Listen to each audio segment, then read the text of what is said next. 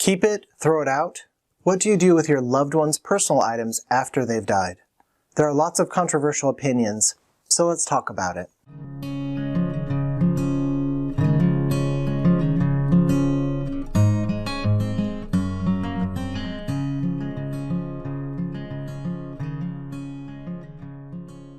There are a few topics related to grief and loss that spark as many different opinions as what do you do with a deceased loved one's personal items. I've heard all sorts of advice from both mental health professionals as well as the general public. And to be clear, there's no definitive study that says doing XYZ is exactly the right thing to do. So there are no clear right or wrong answers, but it helps to have some general guidelines. So here's my personal and professional take on this topic. Perhaps most importantly, getting rid of your loved one's items as quickly as possible is not a way to make your grief ease faster. You'll have fewer reminders of your loved one around you, but that doesn't mean your grief will be gone in a few days. And I've heard from people who've done this and deeply regret it. You don't need to decide anything right away. It's perfectly normal to take your time in making these decisions. For example, in the terrible situation of a loss of a child or a teen, you may choose not to do anything with the items in the room for a while, perhaps for a long while. Do not let others convince you that it's important to remove all the reminders in the house to help you deal with your grief. I don't know of a single grief researcher or experienced grief therapist who recommends getting rid of everything as fast as possible. Okay, so we've established you shouldn't get rid of everything right away, but you probably can't keep everything.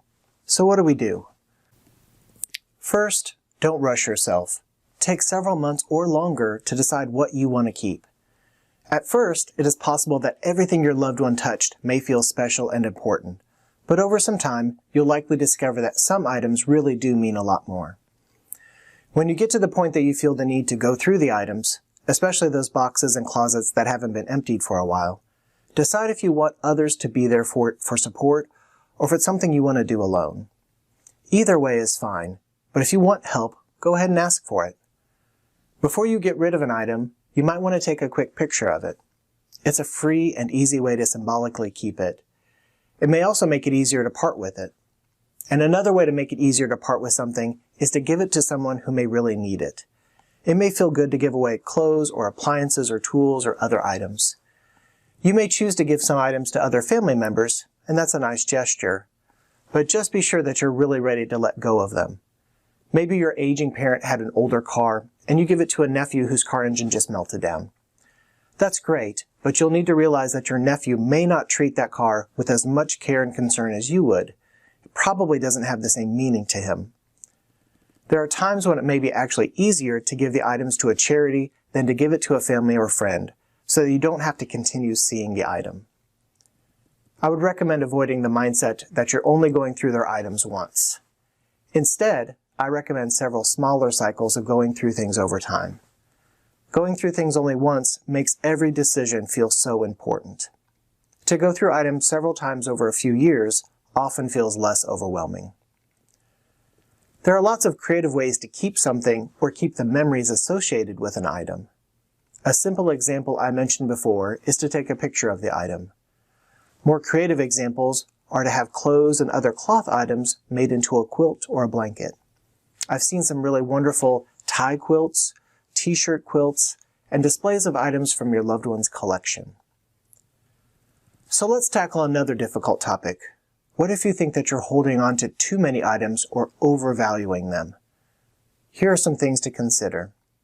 Is the item helping or hindering your personal grief process? And how is the item affecting your relationships with your living loved ones? For example, earlier I mentioned that it's possible to leave a deceased child's bedroom untouched for a period of time. But I also know of an example when a mother kept her deceased daughter's room untouched for several years, while her 3 surviving sons had to share the one remaining bedroom. Eventually, the situation created resentment and anger between the mother and her 3 surviving sons. This is a situation where holding on to the items and not making any changes for a longer period of time is hurting the relationships among the living. That may be a situation where grief has gotten stuck, and some additional help and support can help everyone in the family. There are no clear rules and no absolute timelines for keeping or parting with your loved one's items. In general, Take your time, don't rush things, look for creative ways to keep the memories without keeping every item, and take into consideration how the items are affecting your relationships with your loved ones.